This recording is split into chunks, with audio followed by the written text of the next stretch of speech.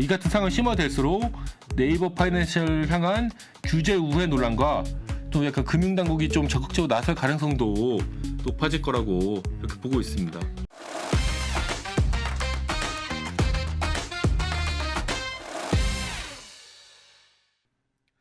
고품격 테크 방송 아웃스탠딩 쇼. 안녕하세요. 아웃스탠딩 쇼의 진행을 맡은 최용식입니다.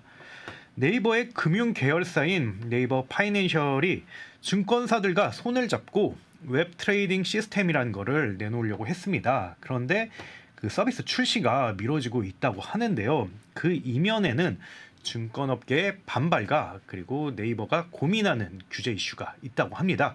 여기에 대해서 홍선표 기자와 이야기를 나눠보도록 하겠습니다. 안녕하세요. 안녕하세요. 예, 먼저 네이버가 준비하고 있는 웹 트레이딩 시스템 좀 이게 어떤 건가요? 예, 이제 웹 트레이딩 시스템은 그 말 그대로 웹에서 주식을 매매할 수 있는 시스템을 말하는데요. 집에서 주식을 매매한다는 뜻의 홈 트레이딩 시스템, 이건 이제 HTS라고 불리잖아요. 그 PC에 설치해서 하는 거죠. 그리고 모바일로 거래한다는 뜻에서 불리는 게 이제 MTS가 있잖아요. 이거는 이제 스마트폰에 설치해서 하는 거. 그렇죠. 그리고 웹 트레이딩 시스템은 당연히 이제 웹에서 거래하는 거기 때문에 줄여갖고 WTS 이렇게 불리고 있습니다. 네이버의 금융 계열사인 네이버 파이낸셜은 주식 매매 간편 연결 서비스라는 가칭으로 WTS 연계 서비스의 출시를 준비하고 있는데요. 네이버 페이의 증권 페이지에서 각 증권사의 WTS로 곧장 이동해서 거기서 바로 주식을 사거나 팔 수 있게 하는 서비스입니다. 따로 증권사 웹사이트나 뭐 HTS, 뭐 MTS 이런 거에 접속할 필요 없이 네이버 서비스 안에서 곧바로 거기 이제 증권사의 WTS에 접속해갖고 바로 주식을 거래할 수 있다. 이렇게 이해하시면 될 것 같고요. 한 가지 말씀드리고 싶은 게 앞서 용식님이 이제 서두에 이게 출시가 연기되고 있다고 말씀해 주셨는데 그냥 연기되고 있는 게 아니고 상당히 오래 지금 1년 가까이 연기되고 있습니다.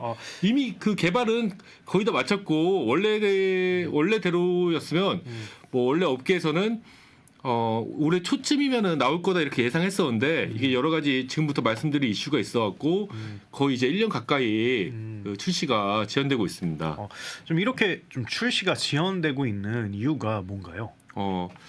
우선 뭐 네이버 파이낸셜은 미래에셋증권, 신한투자증권과 손잡고 앞서 말씀드렸던 것처럼 이 같은 WTS 연동 서비스를 내놓을 준비를 이미 마친 상태입니다. 이미 기술적 개발은 거의 다 완료되어 있고요. 또 앞서 말씀드렸던 것처럼 업계에서는 올해 초쯤에 이 서비스를 내놓을 것으로 예상했었으나 증권업계의 반발과 금융당국과의 이제 협의 때문에 좀 1년 가까이 늦어지고 있다고 말씀드릴 수 있습니다.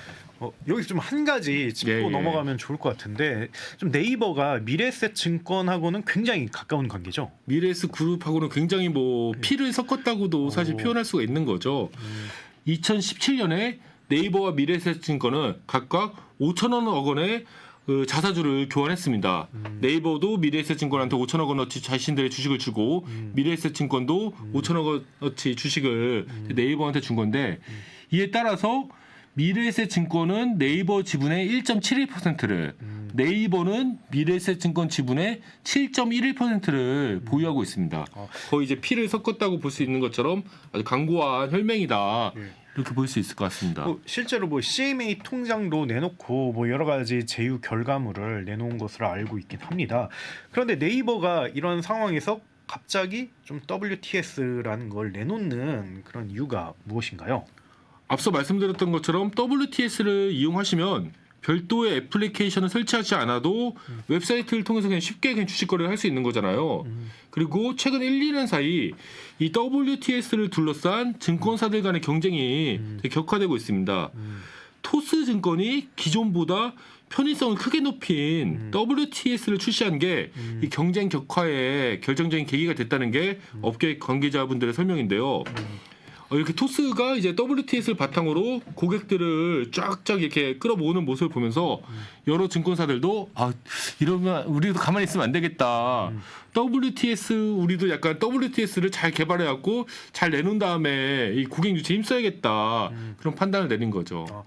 그러면 토스증권이 쏘아올린 공이 증권사와 네이버를 움직였다 뭐 이렇게 표현을 해도 되는 걸까요? 제가 이제 이번 주에 쓰려고 준비하고 있는 기사가 토스증권의 이번 3분기 실적에 대한 기사고 뭐 이제 그것도 이제 기사로도 쓰고 또 이제 저희 아스쇼에서 설명드릴 텐데 그렇게 보실 수 있습니다. 약간 토스증권이 WTS 바탕으로 잘 나가니까 좀 업계에서도 이거를 우리도 해야겠다는 인식이 광범위하게 퍼졌고 네이버의 금융 계열사인 네이버 파이낸셜 역시 이 같은 흐름에 이제 발빠르게 올라타려고 한 거죠.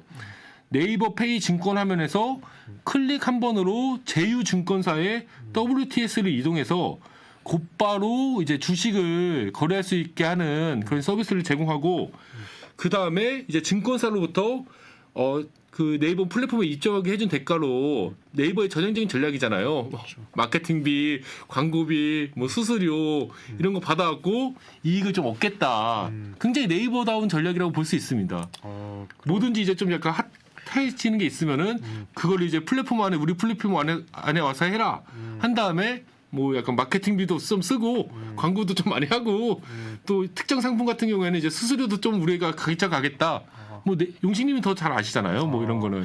그러면 네이버와 뭐 밀접한 관계를 가진 곳이라면 뭐 몰라도 좀 그렇지 않거나 협업을 하지 않는 곳이라면 좀 이게 뭐랄까 좀 꺼릴 수 있는 당연하죠. 그런 이슈라고 보는데 좀 네이버가 어떻게 보면 그 주식의 거래 중개까지 한다 이렇게 봐도 될까요? 그러면 우선은 이 같은 네이버의 움직임에 대해서 증권업계에서는 이제 증권사들이 네이버에 예속될 수 있다. 우리가 이제 플랫폼에 들어가는 하청업체가 될 수 있다. 뭐 이거는 사실은 어떤 분야든 약간 네이버가 이렇게 들어오면은 다들 그 우려하는 건데 증권사들도 이런 거에 대해서 강하게 우려하고 있고 그만큼 또 반발하고 있고요. 업계 일각에서는 네이버가 정당한 라이선스 없이 증권업에까지 진출하려 한다는 비판도 나오고 있습니다. 네이버 파이낸셜이 준비 중인 WTS 연계 서비스가 사실상 증권업이나 투자 중개업으로 볼 수 있는 소지가 있다는 주장인데요. 만약 이 주장이 맞다고 하면은 당연히 증권업이나 투자 중개업에 필요한 라이선스를 획득을 해야 되는 거잖아요. 근데 이 증권사들이 이렇게 반발한 세력에서는 그 라이선스도 없이 실제적으로는 이제 중개업까지 하려고 하는 거 아니냐 이렇게 문제 제기를 하고 있는 상황입니다. 그래서 실제 지난 10월 국정감사에서는 좀 이 부분이 문제가 된 것으로 좀 알고 있습니다. 좀 맞습니다. 어떤 내용이었나요? 지난달에 있었던 국정감사에서 증권사 등 기존 금융업계 우려를 그 대변하는 질의들이 상당히 많이 쏟아졌습니다. 우선 이제 대표적으로 강민국 국회의원이 이제 다음과 같이 발언했는데요. 네이버 파이낸셜은 은행, 증권, 보험업 라이선스를 취득해서 당국의 감독 아래에서 서비스를 제공하는 카카오나 토스와는 다릅니다. 네이버가 증권업 라이선스 취득 없이 간접적으로 금융 서비스 제공을 시도하려는 건 금융 규제를 받지 않은 채 우회적으로 금융업을 영위하고자 하는 것입니다. 네이버 파이낸셜이 금융 당국의 관리 감독에서 벗어나서 규제를 회피한 채 규제는 안 받고 이익만 이렇게 이익의 과실만 먹겠다 이런 거를 이제 그런 맥락에서 나온 지적인데 잘 보시면 이 국회의원분이 얘기하셨듯이 카카오나 토스는 은행 라이선스도 그냥 공식적인 절차대로 취득했고 증권사도 카카오페이 증권이나 토스 증권도 다 취득했고 또 이제 보험 중개 그런 것도 뭐 토스 인슈어런스 다 그냥 법적으로 이렇게 금융업을 하려고 하고 싶으니까 우리 금융 라이선스 받겠다 해서 규제 받으면서 하고 있는 거잖아요. 근데 이 국회의원분이 보기에는 네이버는 금융업 하고 싶으면은 정식 절차 밟아갖고 라이선스 해라. 왜 당신들은 실제로는 약간 금융업으로 돈을 벌려고 하면서 왜 법망과 규제에서 관리 감독에서는 왜 맨날 이렇게 막 좀 빠져 있으려고 하는 거냐 이런 지적인 것이죠. 그러면 국회의원분의 뭐 그런 문제 제기도 유의미하지만 네. 정말 중요한 것은 그 주무부처인 금감원의 입장일 것 같거든요. 그렇죠. 이 질문도 이제 관리 감독 기관의 금융당국 그 금감원장한테 했던 질의였고. 그렇죠. 그 금감원장은 여기에 대해 뭐라고 답변을 했나요? 방금 말씀드린 그 국회의원의 질의에 대해서 이복형 금융감독원장은 다음과 같이 답변했습니다. 금융투자업에 실질이 있다면 그 실질에 맞게 필요한 라이선스라든가 필요한 인허가를 받은 이후에 진행하는 것이 맞습니다. 업무 위탁 등과 관련해 시장 지배적 지위와 관련된 문제점 등 여러 가지 문제에 대해서 저희가 면밀히 잘 챙겨보도록 하겠습니다. 약간은 원론적인 답변이라고도 볼 수 있을 것 같아요. 그거잖아요. 그냥 금융업 하고 싶으면 금융업 라이선스 떼서 라이선스 따갖고 해라. 근데 이제 이 원론적인 답변이긴 하지만 금감원장이 이렇게 얘기했다고 하는 건 압박감이 있겠죠. 예. 그렇죠. 압박감이 좀 있죠. 그러면 네이버가 그 연장선상에서 앞서 이야기한 그 서비스를 내놓으려고 한다면 좀 금융감독원에 인허가나 뭐 승인이라든지 뭐 이런 절차를 밟아야 하는 건가요? 그렇지는 않습니다. 이 WTS 연계 서비스잖아요. 이거는 그렇기 때문에 법적으로는 뭐 이 서비스를 내놓는다고 해서 금융감독원을 비롯한 금융당국의 허가를 받아야 할 필요는 없습니다. 원칙적으로는 네이버 파이낸셜이 뭐 협업하는 증권사들, 뭐 미래에셋이나 신한투자증권하고 우리 뭐 합시다 하면은 그냥 그 날짜에 하면 되는 거거든요. 그런데 이제 네이버도 사실 요즘은 금융업에 되게 많이 걸쳐 있잖아요. 네이버 파이낸셜이라든지 뭐니. 근데 약간 금감원 수장이 하고 싶으면 라이선스 따갖고 하는 거를 좀 고려해 봐라. 이렇게 권고 형태지만 사실상이 그 어떻게 보면은 좀 절대 무시할 수 없는 권고잖아요. 이런 걸 한 상황에서 그냥 우리 하고 싶다고 했다가는 기업 입장에서는 그렇게 할 수가 없는 거잖아요. 그렇죠. 그러니까 이제 눈치 보시면서 좀 약간 협의를 좀 해 나가고 있는 그런 상황이라고 말씀드릴 수 있습니다. 그런데 좀 과거 몇 가지 사례를 살펴보면 네이버의 금융 비즈니스에는 이게 처음은 아닌 것 같고 좀 이런저런 반발이라든지 논란이 따라왔던 것 같아요. 좀 어떤가요? 사실 이제 네이버의 주력 금융 계열사는 네이버 파이낸셜이잖아요. 근데 여기가 이제 설립된 게 2019년인데 설립 직후부터 계속 규제 우회, 더 심하게는 규제 회피 논란에 좀 시달려 왔습니다. 은행, 증권, 보험, 카드 등의 영역에서 기존 금융기업들이 제공하는 것과 사실상 동일하거나 유사한 서비스를 제공하면서도 정식으로 인허가는 받지 않았고 이를 통해 정당한 규제들을 이제 피해왔다 그런 뭐 지적이었죠. 그러면 좀 더 구체적으로 논란이 됐던 그런 사례들을 하나하나씩 짚어주시면 좋을 것 같습니다. 일단 4년 전인 2020년에 네이버가 네이버페이에 신용카드와 같은 후불 결제 기능을 도입하려 했을 때도 금융권의 반발이 있었습니다. 사실 후불 결제야말로 신용카드의 그냥 가장 대표적인 기능인 거잖아요. 카드사들이 이제 신용카드 서비스를 제공하기 위해서는 제2금융권이 여신 전문 금융회사로 인허가를 받아야 합니다. 라이선스를 받아야 한단 말이죠. 그 다음부터 금융당국으로부터 대손 충당금 이게 얼마나 되는지 부채 비율은 얼마인지 이런 거에 대해서 엄격하게 관리 감독을 받아야 하는데 그 이유는 신용카드 자체가 이용자에게 사실상 이제 돈을 대출해 주는 것과 뭐 한 달 단위, 두 달 단위로 대출해 주는 것과 유사한 기능을 거의 같은 기능을 제공하기 때문에 이렇게 굉장히 이제 여신 관련 회사로서 엄격한 규제를 받는 거죠. 근데 네이버는 그 네이버가 이제 이 서비스를 제공하려고 하면서도 여신 뭐 전문 금융회사로 인허가 받거나 그런 게 없었잖아요. 그렇기 때문에 기존 금융권들 입장에서는 기존 카드사들 입장에서는 아니 사실상 신용카드하고 똑같은 기능 제공하는 건데 저거 쟤네는 라이센스도 없이 하는 게 저게 말이 되냐 불공평하다 이런 지적이 나왔던 거죠. 그리고 앞서 네이버와 미래에셋증권이 5천억씩 이렇게 지분 수합을 했었죠. 지분 수합을 했다고 말씀드렸는데 좀 이것도 그렇게 막 기존 금융권이나 여타 금융사들은 그렇게 막 좋게 보진 않을 것 같아요. 왜냐면 뭐 뜨악하게 보는 거죠. 이제 좀 특수관계이기 때문에 뭔가 이것도 좀 논란이 될 것 같습니다. 미래에셋 같은 경우에는 뭐 국내 증권업계에서 거의 이제 넘버 원인 회사고 그렇죠. 뭐 네이버는 우리나라 최고의 플랫폼인데 최대의 플랫폼인데 이 두 회사가 이제 손을 잡고 좀 다 해먹으려는 거 아니냐 이런 반발이 사실은 없을 수는 없잖아요. 다른 경쟁자들 입장에서는. 2020년에 네이버는 미래에셋 캐피탈과 손을 잡고 소상공인 대상 중금리 소액 대출 서비스를 준비했었습니다. 이제 네이버 스마트 스토어에 입점한 셀러들을 대상으로 약간 중금리 대출을 해주겠다 이런 서비스였는데 그 네이버 파이낸셜이 이 스마트 스토어 상에서 이 셀러분들의 판매 실적을 바탕으로 판매가 어떻게 이루어지고 있는지 보면은 이분은 뭐 이 사람은 상환 능력이 이 정도 된다. 이 정도 빚은 이 정도 기간에 갚을 수 있겠다. 이런 거 대충 볼 수 있잖아요. 그래갖고 자신들이 자체적으로 신용도를 산출하면 미래에셋 캐피털이 이를 바탕으로 대출을 집행하는 방식이었습니다. 그리고 이에 대해서도 아니 그러면은 신용도 산정하고 뭐 상환 능력 보는 거는 지금 네이버가 다 하는 거 아니냐. 사실상 이제 대출 여부를 네이버 파이낸셜이 결정하는 거 아니냐. 근데 대출 여부를 승인하는 것이야말로 대출 회사, 그러니까 금융회사의 가장 핵심적인 그 기능인 거잖아요.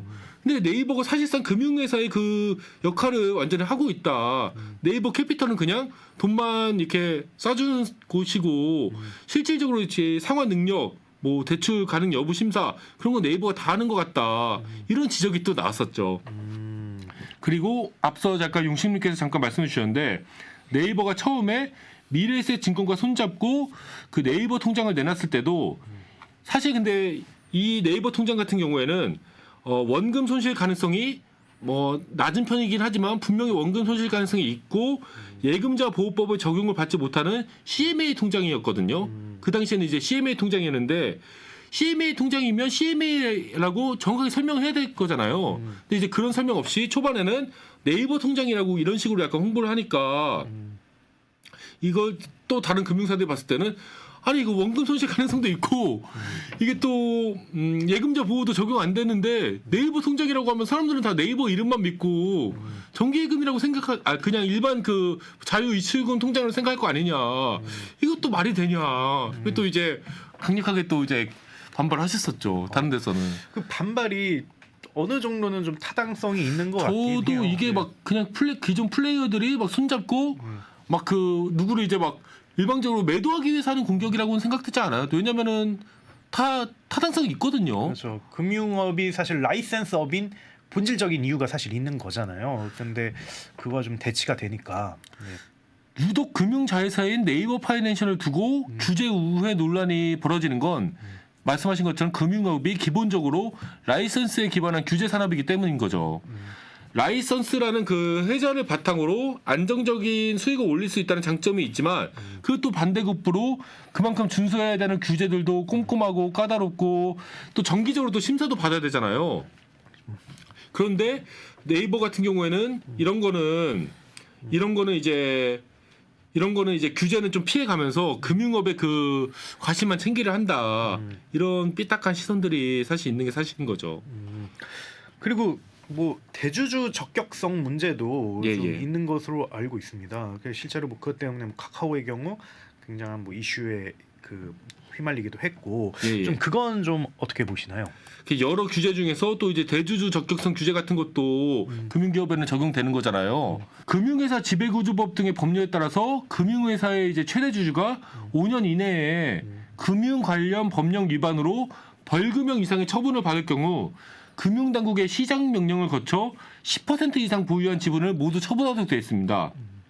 그리고 그렇기 때문에 이제 김범수 카카오 의장에 대한 재판 결과에 따라서 카카오 최대 주주인 카카오가 최대 주주인 카카오뱅크의 현 지배 구조가 뒤흔들릴 수도 있다는 지적이 나오는 것도 이런 이유 때문이고요.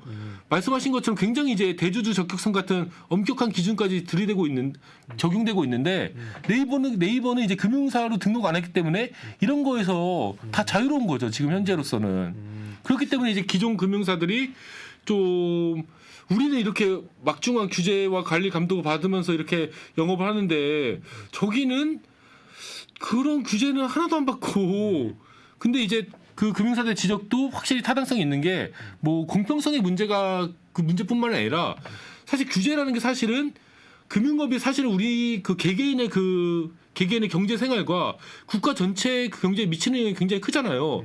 그렇기 때문에 안전성이라든지 그런 거에 대해서 굉장히 높은 수준의 기준을 충족을 해야 되고 그렇기 때문에 약간 뭐 금감원이라든지 그런 데서 이제 정기적으로 이제 꼼꼼하게 보고 있는 건데 네이버는 이제 본인들이 잘 하겠다. 우리는 네이버기 때문에 잘할 수 있다. 이렇게 생각할 수도 있지만 그거는 일반 그냥 기업한테만 이제 맡길 수 있는 문제는 아닌 거잖아요, 사실은.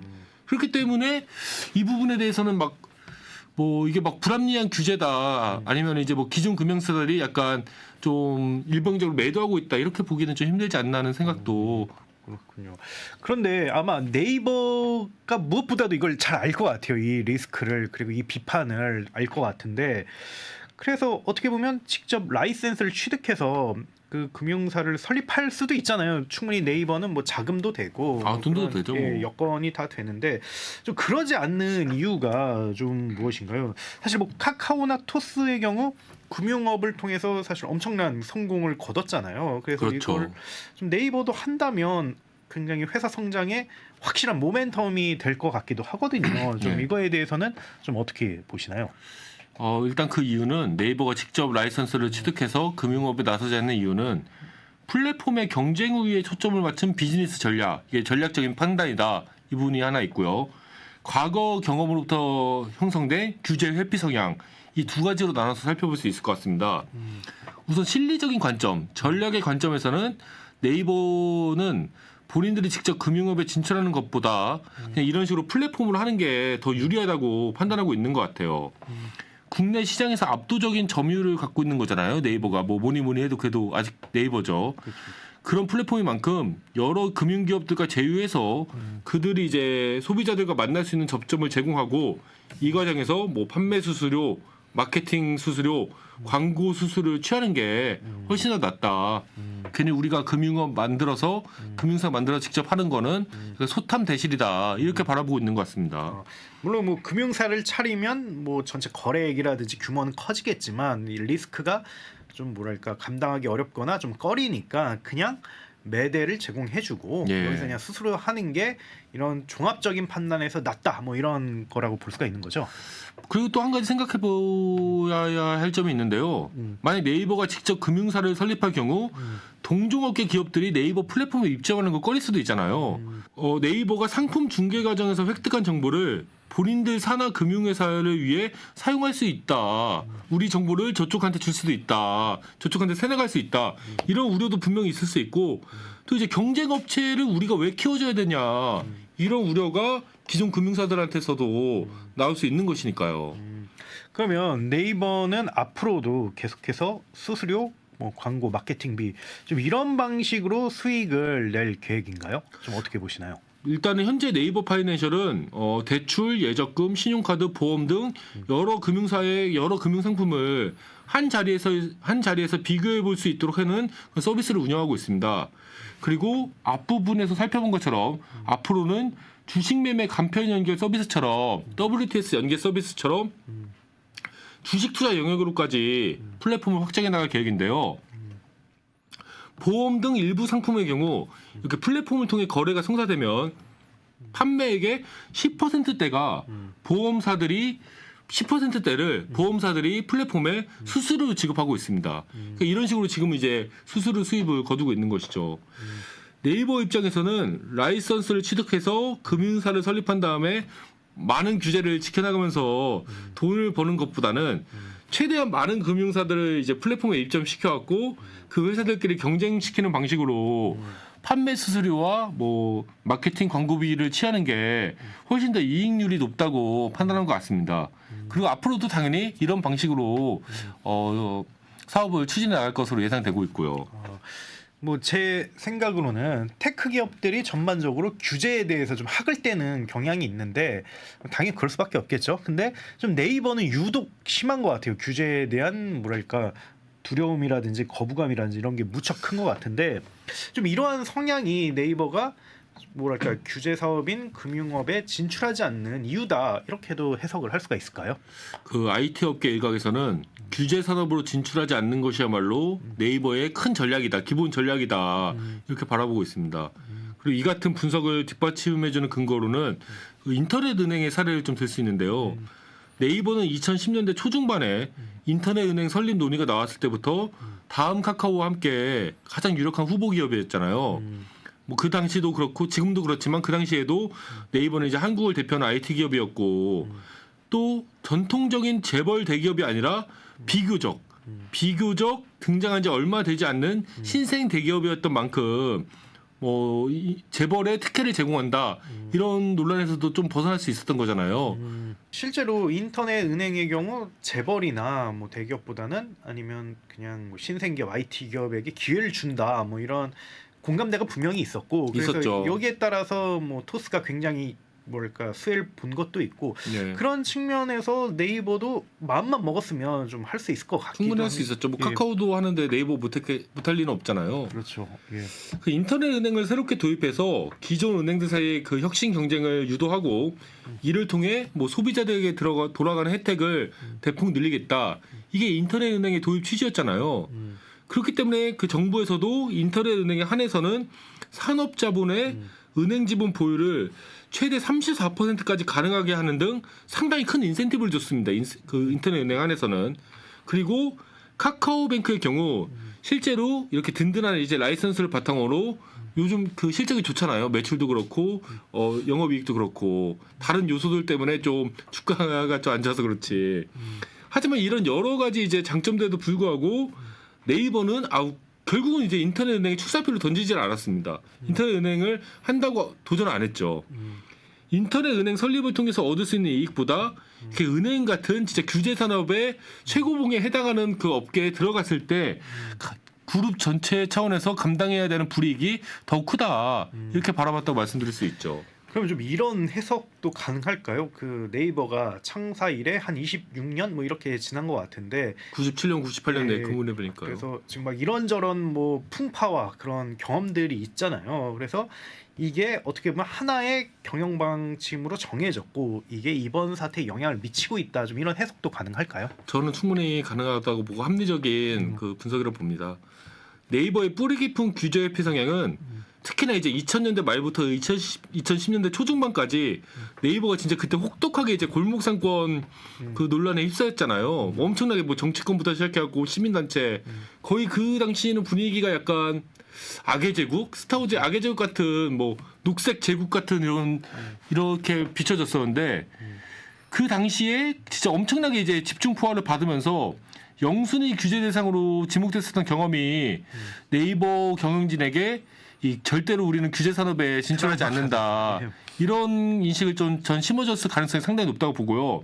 그리고 용식님이야말로 더 잘 아시겠지만 이 약간 이 골목상권 침해, 문어발 확장 이 논란을 겪은 이후부터 약간 네이버가 해외 진출을 뭐 라인이라든지 그런 식으로 해외 진출을 약간 본격화했잖아요. 그것도 이제 국내에 머물면서 약간 규제 산업으로 눈을 돌리기보다는 해외로 나가자 이렇게 판단한 결과라고 보고 있습니다. 그렇다면 앞으로 네이버의 금융 비즈니스에 대한 규제 우회 논란이 계속 벌어질 거라고 보나요? 계속 반복될 거라고 이렇게 보나요? 저는 그럴 가능성이 상당히 높다고 보고요.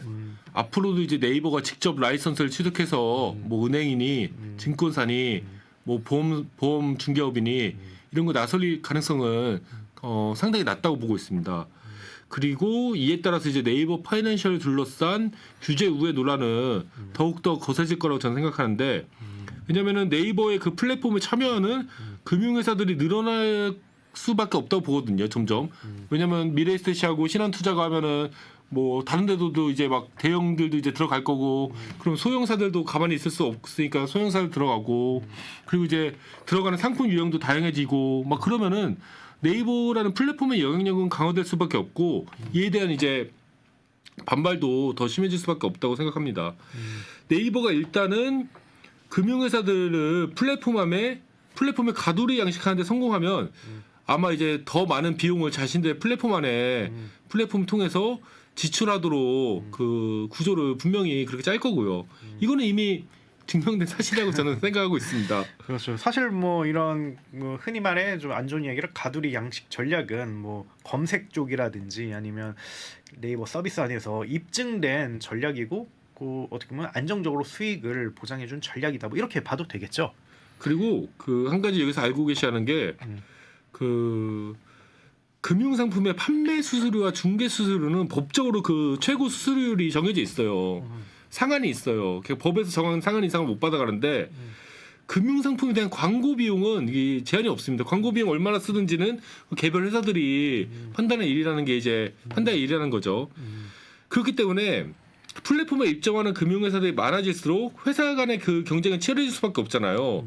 그리고 보다 많은 이제 소비자를 확보하고 싶다고 하면은 이용 건수를 만들고 싶다면은 광고비 지출을 늘릴 수밖에 없고 플랫폼의 참가자들이 충분히 늘어날 때까지는 낮은 수준의 수수료와 광고비를 부과하다가 플랫폼이 그 업종을 장악한 뒤에는 높은 수준의 수수료와 광고비를 부과하는 건 앞서도 말씀해 주셨듯이 네이버를 비롯한 플랫폼들의 일반적인 전략이고 그동안 이제 네이버가 실전에서 입증해온 성공 방정식인데 저는 약간 지금 현재 상황도 앞으로 점점 더 이렇게 갈 거라고 이 같은 상황이 심화될수록 네이버 파이낸셜 향한 규제 우회 논란과 또 약간 금융당국이 좀 적극적으로 나설 가능성도 높아질 거라고 이렇게 보고 있습니다. 좀 선표님 이야기를 다 듣고 나니까 처음에는 꼼수다 뭐 이렇게 좀 생각을 했었는데 또 어떻게 보면 좀 뭐랄까 영리한 전략이라든지 아니면 현명한 전략일 수 있고 왜냐면 이게 막 돈 많이 벌기 위해서 욕심을 부리는 게 아니잖아요. 어떻게 보면 좀 절제하는 면도 있는 것 같고 해서 약간 좀 복합적으로 바라봐야 될 이슈인 것 같기도 합니다. 그런데 뭐 제가 막 엄청 규제 일변도를 찬성하는 건 아니지만 저는 이번 사태를 좀 객관적으로 보면은 기존 금융사들의 얘기도 충분히 합리적인 게 맞습니다. 그리고 금융업은 진짜로 물론 모든 산업이 다 중요하지만 금융업은 진짜로 한 기업의 자율적인 그 경영 방침에만 맡기기에는 개개인의 그 이용자 개개인의 그 삶과 그 국가 경제 전반에 미친 영향력이 굉장히 크잖아요. 뭐 네이버가 은행 같은 역할을 안 하고 있지만 은행 같은 경우에는 사실상 통화를 창조하는 경제학적으로 약간 신용 창조라고 하죠. 거의 그런 역할도 하고 있는 거고 카드 기능 같은 경우에도 사실상 이제 개인에게 대출을 해주는 그 기능을 제공하고 있는 거고 그런데 이런 점들에 대해서 그런 유사한 기능을 하고 있다면은 실질에 부합한다고 하면 실질에 맞는 규제를 받는 것도 맞다고 생각을 합니다. 저는. 그래서 약간 뭐 기존 플레이어들이 너무 막 지금 막 투서를 날리고 있다. 막 이렇게 막 어떻게 막 죄 없는 사람 한 명 잡아갖고 매도하고 있다. 저는 그렇게는 생각되진 않네요. 확실히 딱 노선을 정해라. 그러니까 뭐 금융사업 진짜 하고 싶으면 라이센스 받던가 아니면 이게 아니라면 정말 논란이 되지 않을 만한 그런 서비스 구조를 만들어라. 뭐 이렇게도 좀 정리할 수가 있겠네요. 그리고 규제라는 게 그 기업을 좀 괴롭히려고만 항상 있는 건 아닌 것 같아요. 왜냐하면 소비자 보호를 위한 측면도 있거든요. 예를 들어서 은행 같은 경우에는 은행으로 인정을 받아야 그 예금자 보호가 적용이 되는 거잖아요. 물론 이건 되게 굉장히 단편적인 사례입니다만. 근데 그런 안전장치 물론 네이버는 항상 그 우리나라에서 가장 좋은 기업 중에 하나고 그렇긴 하지만 글쎄 그런 거를 이제 네이버의 그 네이버 경영진들의 현명한 판단 뭐 네이버 자체적인 어렵다. 예. 저는 그렇게는 생각하지 않습니다. 약간 일정 정도의 소비자 안전을 위한 그런 규제는 분명히 필요한 부분이 있다고 봅니다. 예. 알겠습니다. 예, 오늘 방송 준비하느라고 굉장히 고생 많으셨습니다. 예. 오늘 방송에서는 네이버 파이낸셜의 WTS 연계 서비스 출시가 이미 개발이 됐는데 좀 미뤄지고 있는 이유, 그리고 이와 관련해 네이버의 금융 비즈니스 규제 우회 논란에 대해서 종합적으로 다 다뤄봤는데요. 뭐 앞으로도 저희 아웃스탠딩 쇼는 IT 벤처업계 최신 이슈를 쉽고 재미있게 설명드리도록 하겠습니다. 그러면 오늘 방송은 이만 여기서 마치도록 하겠습니다. 감사합니다. 감사합니다.